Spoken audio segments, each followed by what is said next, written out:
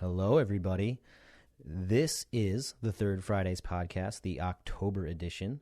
My name is Christian Cison, and I do not have any guests today, which probably means that viewership and listenership are going way, way down, knowing that everybody's just going to listen to me get on a soapbox and talk about workers' comp, right? My favorite thing in the world.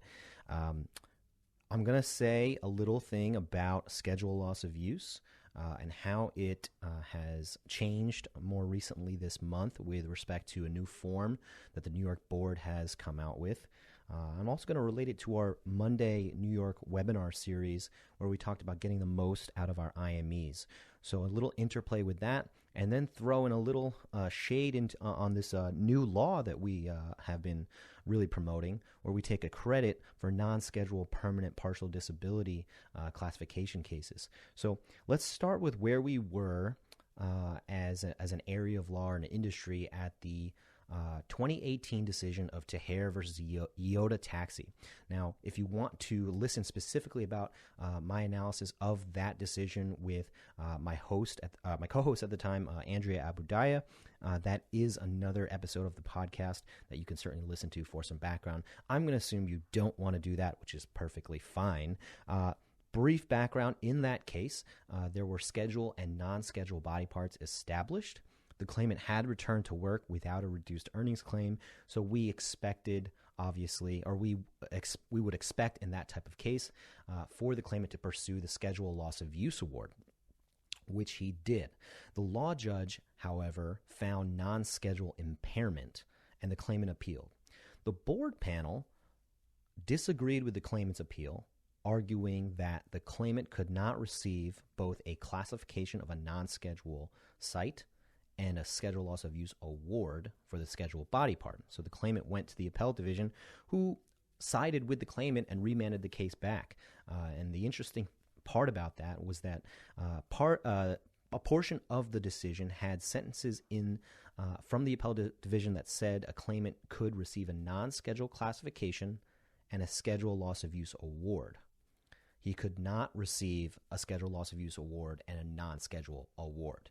So it really depended on work status, the monetary nature of an award versus a finding of a classification, and really what the parties at the time wished to do to close the case.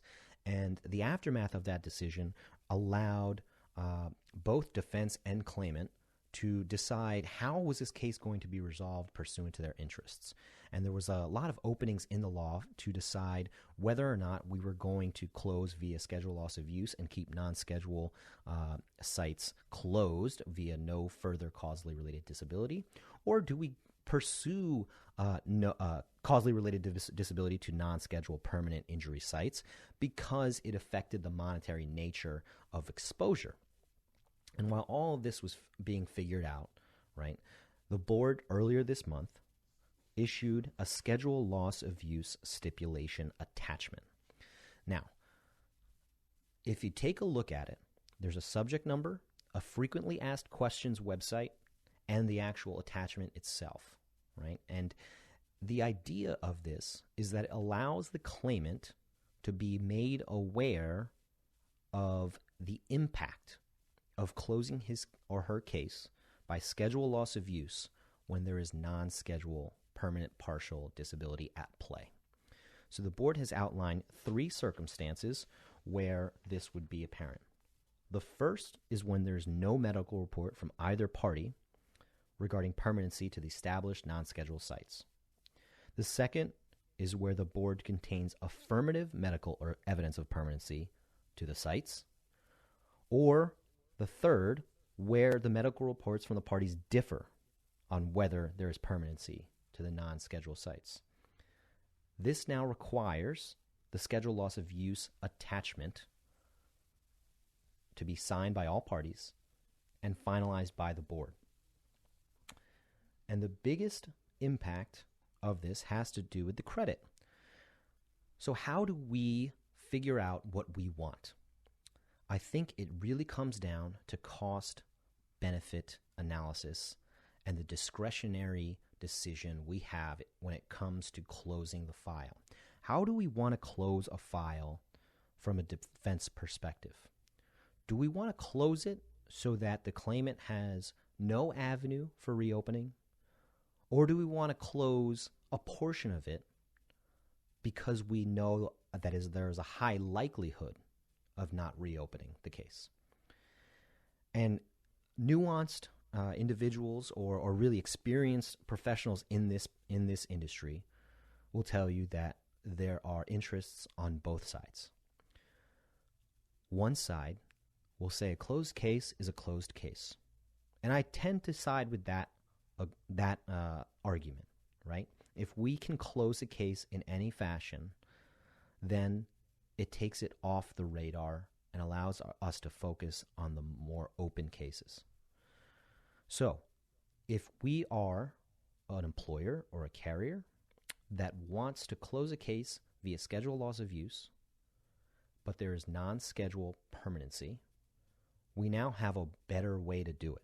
Instead of litigating to get to the point where a judge can agree that there is no non-schedule permanency, the parties now have an avenue to make that agreement without a response from the board to kick that stipulation back, as long as the claimant is on board.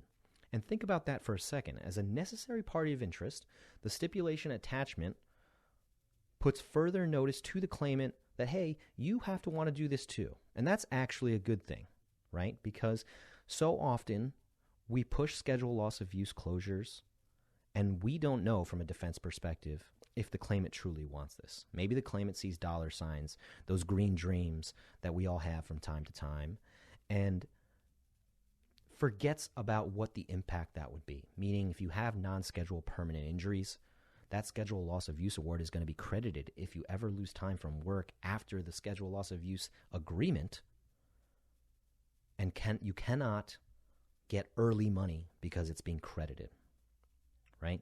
So that argument, that side of the table to closing cases really wins out with this case, because now the claimant is aware of the high likelihood that a claim will not be reopened unless there is voluminous evidence to override it.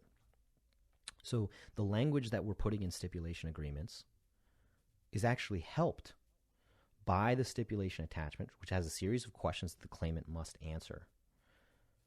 We'll get to those questions in a second. But now let's talk about the other side. The other side is less common, where we have scheduled and non-scheduled body parts involved. And we are of the position that if the claimant is doing his job, he's interacting with a lot of his coworkers who can theoretically testify for the defense in a future wage loss claim, and doesn't present the likelihood of being out of work for the accident reasons. Maybe there's a retirement coming up. Maybe the plant is shutting down at a specific location. Maybe there's another reason why work is going to end for this claimant at some point in the future that we are confident we won't have to pay a wage loss claim after the return to work is over.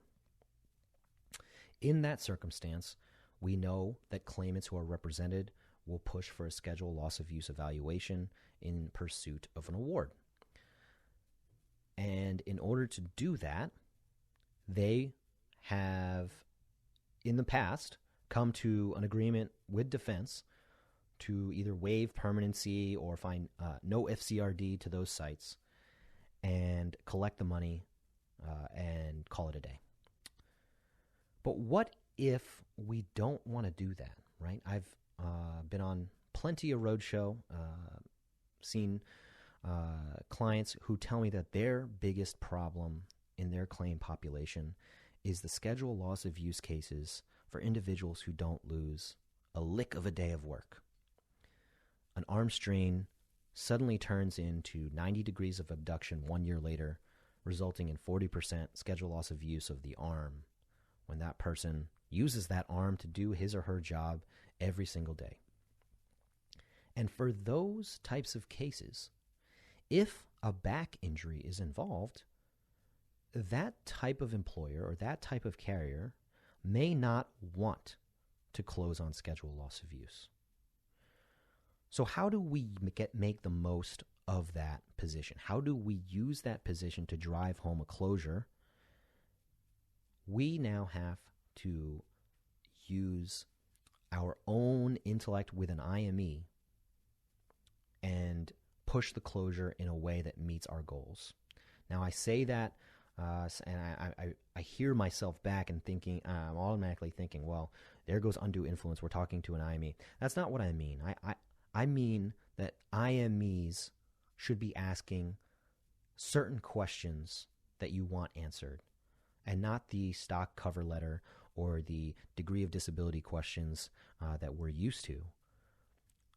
But if we know that a schedule loss of use attachment now needs our participation, including the claimant as well, but also is required when there is evidence of permanency to non-schedule sites, what does that tell us? Well, we can produce permanency of non-scheduled sites. And when we do that, now you have a foot in the water. Now you have an ability to close the claim in a way that you see fit. It's not going to be easy, and it's not going to come without risk, right? And this is why there are so few of us on that side of the aisle. When we do that, and when we push non-schedule permanency, we are impliedly making the argument that lost time in the future will now receive a classification award. We can always raise unrelated wage loss for the reasons we went over earlier, such as the closing of a plant or voluntary retirement. But making the argument that non-schedule permanency exists is certainly risky, and that's why there are so few people on that side, right? A 1% loss of wage earning capacity means 225 weeks at $150 a week minimum based on the average weekly wage. That's indemnity, right? So closing that file, once that hits, puts you at a 5-figure minimum to close.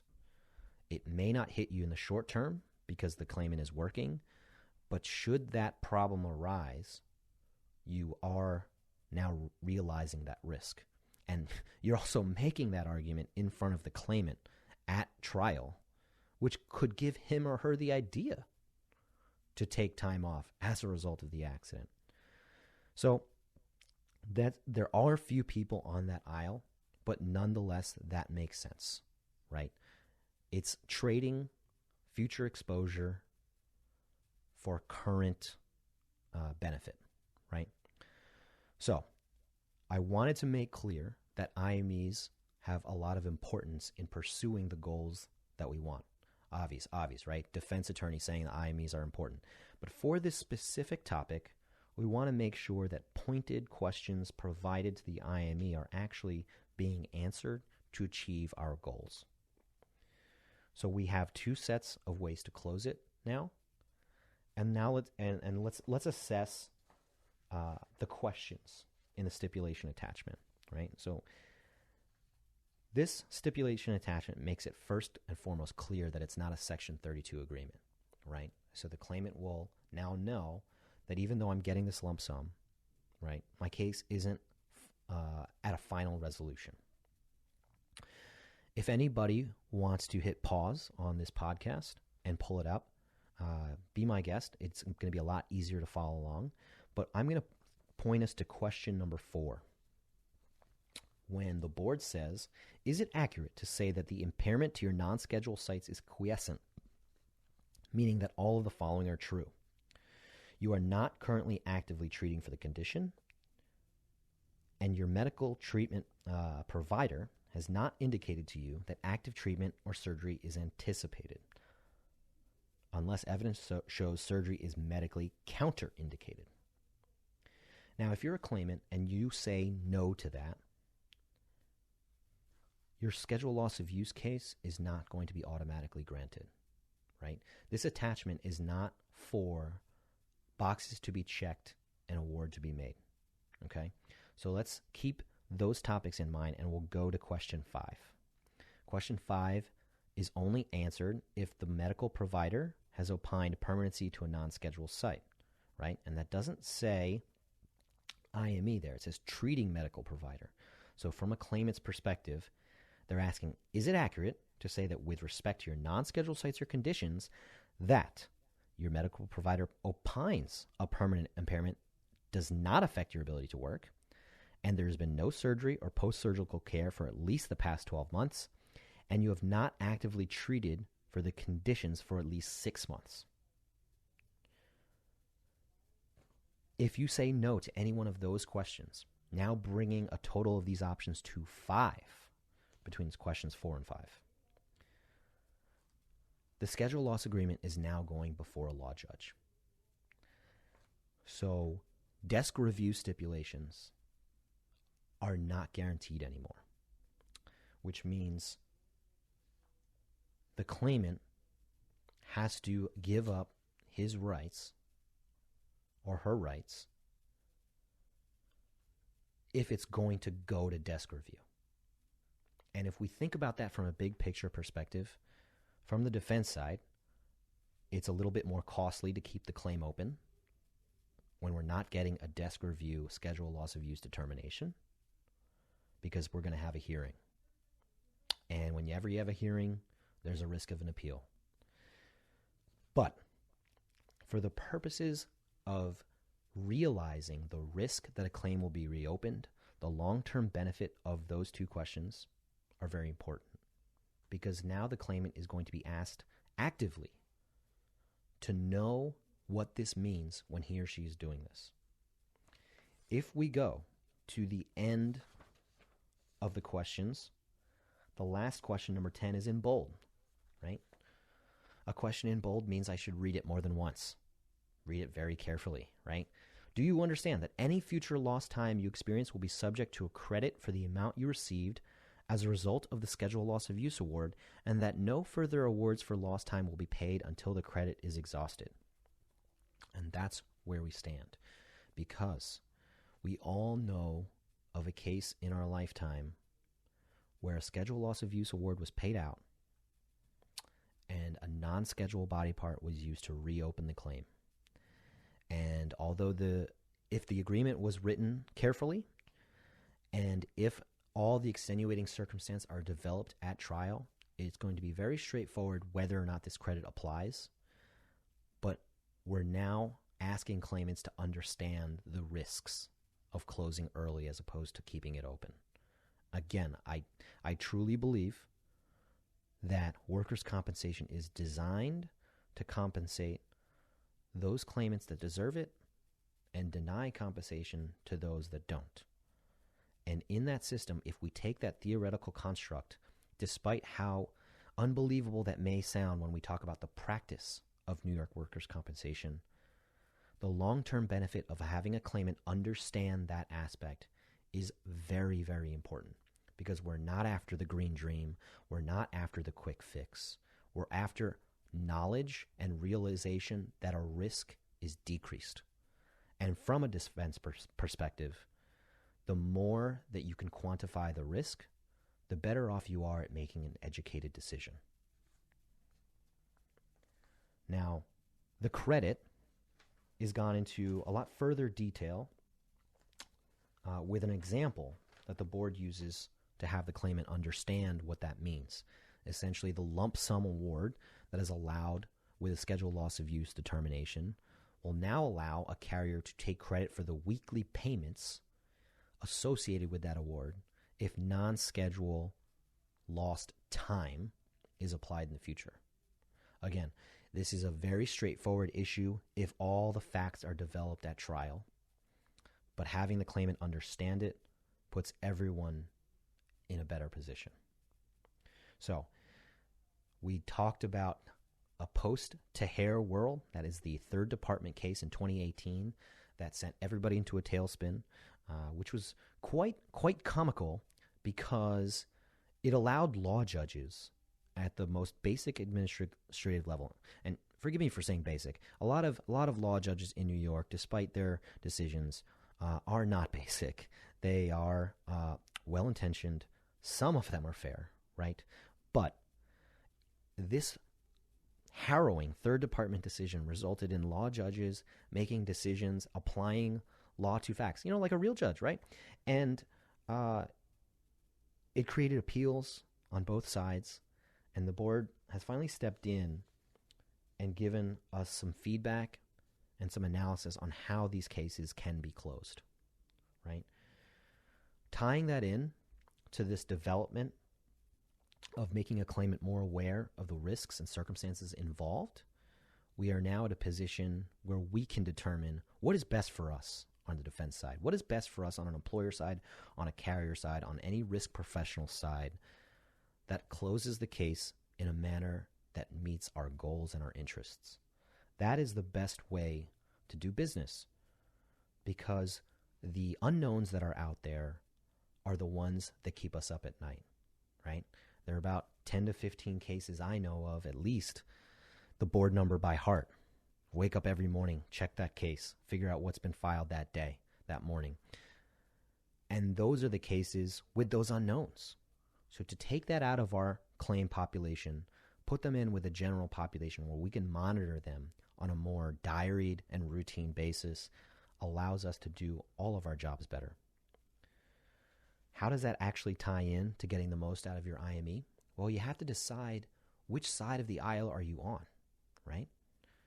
How do we want to close the case? Do we want to close the case with a green dream or a quick fix?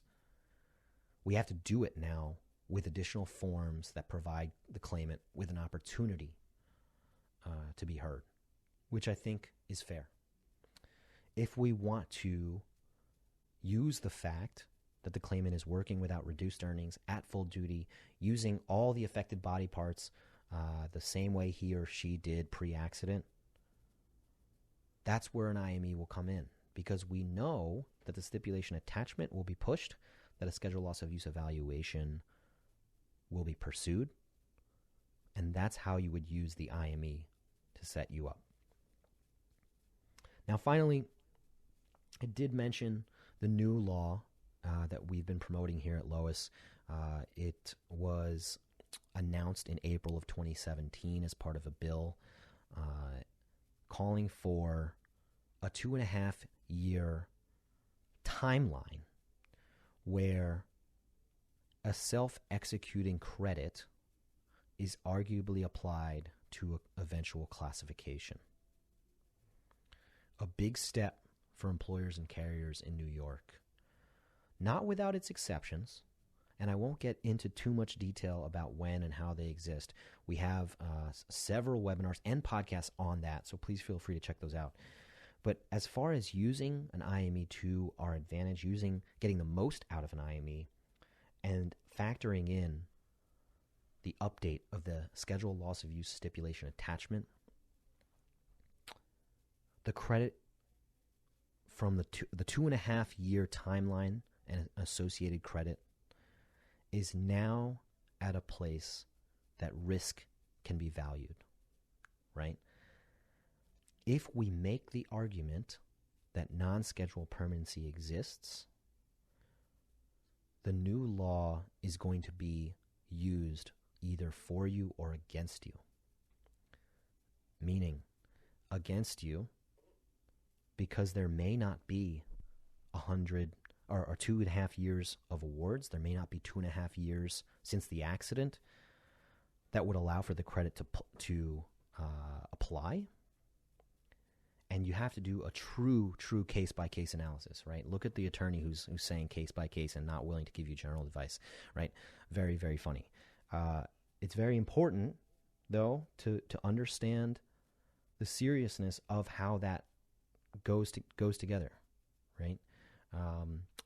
Making the implication that someone has a non-scheduled classification and intending to use it because the claimant is working at full duty with no reduced earnings now has an added element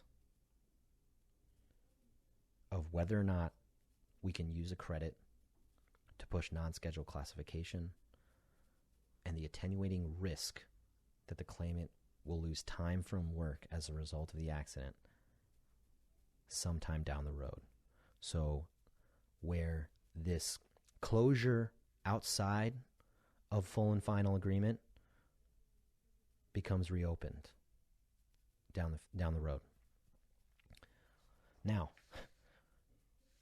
what's What's the best way to close? Everybody knows that it's a full and final Section 32 agreement. It gets us all out of this risk. It's the only claim or the only type of agreement where we know there is zero risk in a reopener. And if I want to be very, very sure, it's not technically zero, right? Section 123 allows any party to request a reopening of any issue, right? It's that catch-all section that allows the board to hear an issue. But if it's not going to hear an issue, it's going to be a Section 32 agreement. That's the most likely issue that's not going to be touched as long as all the timeline requirements are met. That is the final analysis in light of where we are on the aisle, what side we're on. If instead of associating the risk with each one, can we do a full and final agreement? Can we tack on a little bit more for future medical and close the case forever? Of course, right? That's a whole different argument.